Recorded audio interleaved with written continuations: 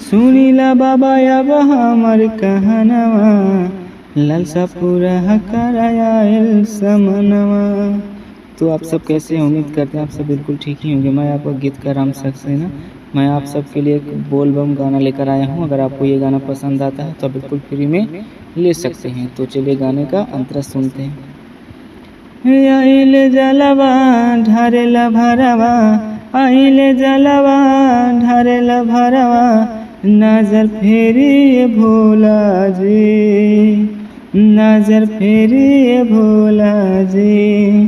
पूजिले बाबा हम तोरे चरणवा, लालसा पूरा कराया समनवा। पूजिले बाबा हम तोरे चरणवा, लालसा पूरा कराया समनवा।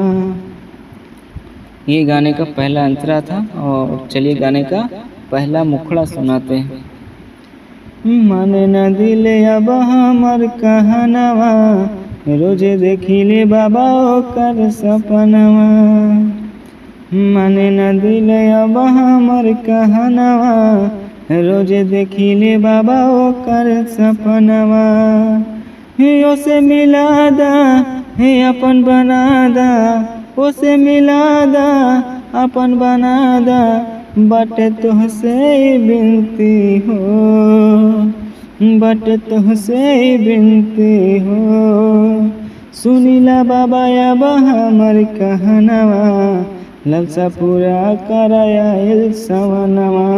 सुनीला बाबा अब हमर कहनवा, लालसा पूरा कराया समनवा।